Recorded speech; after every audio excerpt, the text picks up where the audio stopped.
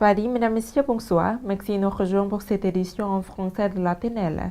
Nous sommes mardi le 5 juillet 2016. Commençons dessus par le renforcement de la coopération entre les bureaux présidentiels du Laos et du Vietnam. Le chef du bureau présidentiel du Vietnam, David Thiang, s'est entretenu le 1er juillet à Hanoï avec M. Khameng Phongthadi, ministre et chef du bureau présidentiel du Laos. M. David Thiang s'est déclaré réjoui des réalisations remarquables obtenues par le Laos dans le développement socio-économique, la défense nationale ainsi que la mise en œuvre des politiques extérieures. Assumant la présidence de l'ASEAN en 2016, le Laos réussira à rehausser sa position sur la scène internationale, a-t-il souligné. Il a également affirmé que le Vietnam s'apprêtait à aider le Laos à remplir son rôle. Le chef du bureau présidentiel du Vietnam a hautement apprécié la coopération efficace entre les deux bureaux présidentiels en renforçant l'échange des délégations.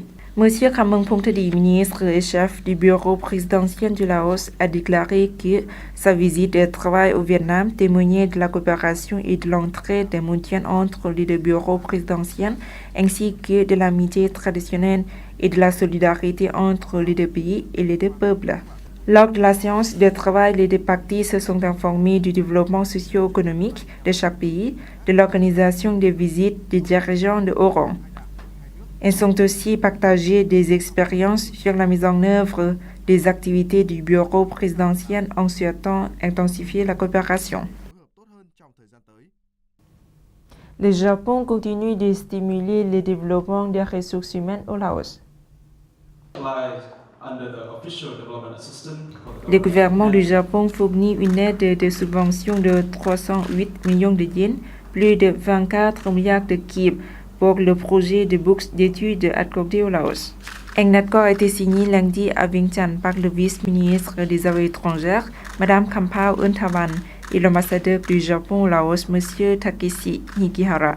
Le projet fait partie du cadre de priorité du gouvernement Lao pour renforcer le développement des ressources humaines par l'amélioration du système d'éducation, notamment en améliorant la capacité d'apprentissage des élèves à respecter les normes nationales, régionales et internationales. Au cours de la dernière année, le gouvernement du Japon a continué de fournir l'aide publique au développement dans les infrastructures de base, l'éducation, la santé, l'agriculture et d'autres domaines connexes. Cette aide a contribué au plan quinquennal de développement socio-économique pour 2007-2020. Depuis 1999, quelques 334 chercheurs ont été acceptés pour poursuivre des études supérieures dans les universités japonaises. 293 d'entre eux ont depuis obtenu leur diplôme. Les objectifs du programme sont de soutenir le développement des ressources humaines au Laos en ciblant 20 jeunes compétents responsables du gouvernement de poursuivre leurs études universitaires au Japon. Laos-Cambodge, l'ouverture des consulats en province frontalière. Le Cambodge a établi un consulat dans la province Lao de Champasak avec l'inauguration officielle qui a eu lieu le 1er juillet 2016. De son côté, le Laos a créé un consulat dans la province cambodgienne de Stang Trang, dont l'ouverture officielle a eu lieu le 30 juin. Était présent à la cérémonie d'ouverture officielle à Champasak, M. Sangphet Hongbunyong, vice-ministre des Affaires étrangères, et M. Long Visalo, secrétaire d'État au ministère des Affaires étrangères et de la coopération du Royaume du Cambodge, et en présence des fonctionnaires des deux parties concernées. Ce bureau a pour objectif de renforcer les relations d'amitié et la coopération entre les deux pays et pour améliorer la coopération dans divers secteurs tels que le commerce, l'investissement et le tourisme entre les deux pays. L'ouverture du bureau de consulat entre les deux pays est également un événement important pour marquer les 60 ans de relations diplomatiques entre les deux pays. Réunion du Comité national pour le programme alimentaire. Cette réunion a été organisée en collaboration entre le ministère de l'Agriculture et des Forêts et le ministère de l'Éducation et des Sports.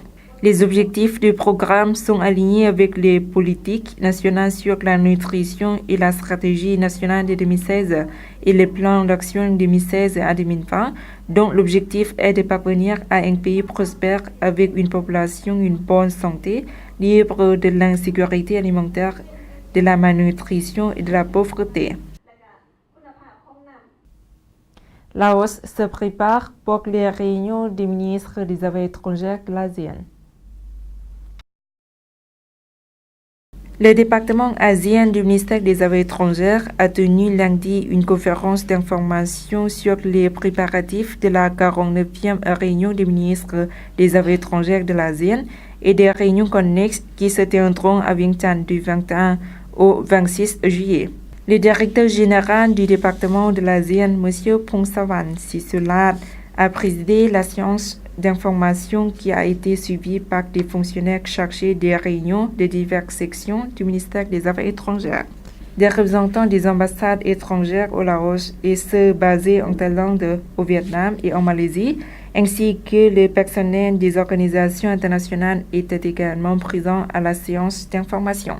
À la fin de la conférence de presse, les participants ont visité les salles de réunion qui sont situées au centre du Congrès national. Les fonctionnaires ont expliqué sur les arrangements en matière de sécurité, d'hébergement et de transport en disant que toutes les installations étaient bien préparées. Plus de 300 représentants des médias du Laos et d'autres pays se sont inscrits pour couvrir les réunions. Suite de l'actualité nationale en bref en images.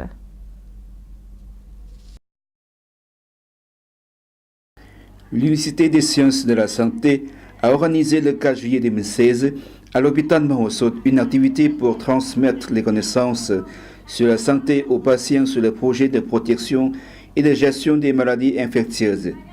Elle a été ouverte par M. Buntapani Bunsoy, directeur de cet hôpital, en présence des infirmières et des cas concernés.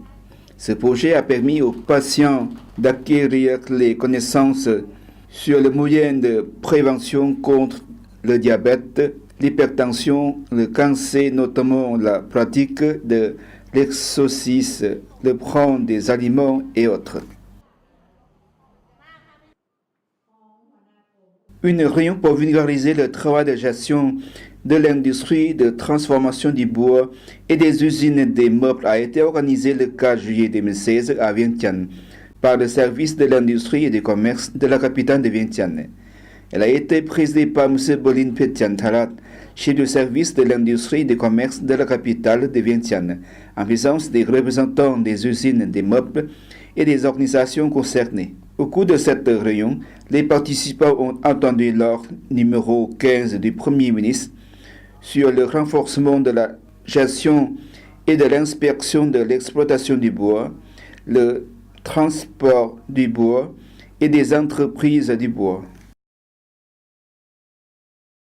Thai Air a organisé le 1er juillet 2016 à l'hôtel d'Antian Palace une conférence de presse sur l'usure de la ligne directe Vientiane-Bangkok avec la promotion du prix de $35 par vol. Elle s'est déroulée en présence de M. Wanping Tiantapon, chef du département de l'aviation civile, et de M. Nopadon Tepitak, ambassadeur de la Thaïlande au Laos, de M. Tatsapon Venveo, administrateur thaïlandais d'Asie et des cas concernés.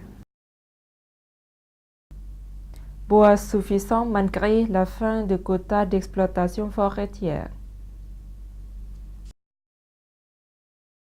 Le Laos aura encore suffisamment de bois, peut-être même un excès, pour répondre aux besoins de l'industrie de transformation, même si le gouvernement a mis un terme à son quota annuel de l'exploitation forestière, rapporte l'association MOP Lao LFA.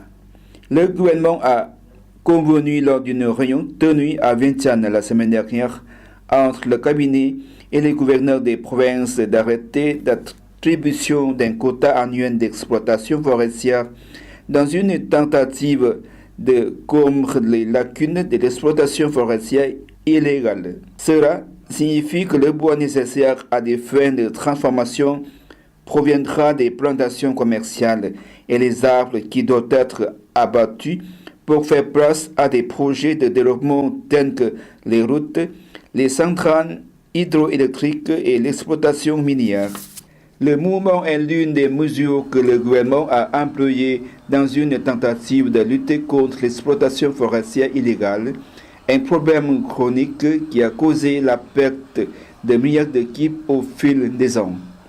Plus tôt, le gouvernement a ordonné que l'exploitation forestière est interdite dans toutes les forêts à partir du 1er juin.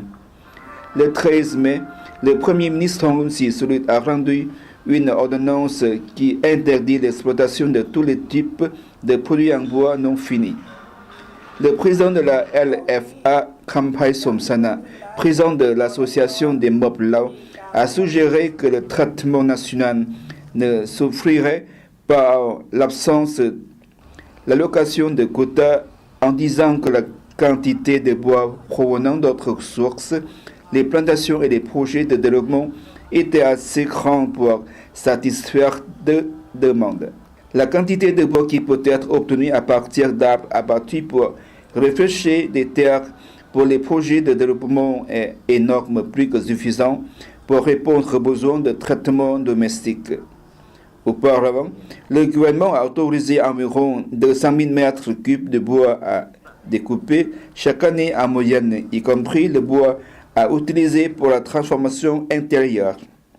Le Laos n'a pas réussi à promouvoir l'industrie de transformation du bois, car les plus gros arbres ont été exportés plutôt que transformés dans le pays.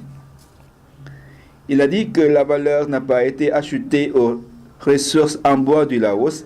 L'industrie de transformation du bois n'a pas été développée pour créer des emplois. Les compétences des artisans là n'avaient pas été améliorées et, pire encore, le Laos avait perdu plus que ce qu'il a gagné de l'exploitation de ses forêts. Le LFA, qui compte environ 80 membres, n'a pas directement bénéficié beaucoup de quotas de l'exploitation forestière attribués précédemment, même si le gouvernement avait accepté de donner à l'occasion environ 300% du quota global annuel. M. Khamphai était optimiste que si l'interdiction du gouvernement sur l'exploitation du bois brut, y compris les arbres récoltés dans les plantations, est pleinement réalisée, il sera un sérieux coup de pouce à l'industrie de transformation nationale. Les entreprises pourraient apporter les équipements et les technologies modernes pour traiter le bois en produits finis, à la fois pour la vente intérieure et l'exportation. Malgré la décision du gouvernement de mettre fin au quota annuel de l'exploitation forestière, les observateurs ont mis en garde les autorités à effectuer des inspections pour veiller à ce que les arbres ne soient abattus que dans les zones nécessaires à des projets de développement. Voilà, c'est la fin de cette édition. Toute l'équipe vous remercie pour votre fidélité. Pour voir ou revoir un reportage, rendez-vous sur la page internet du journal en français de la TNL. Au revoir.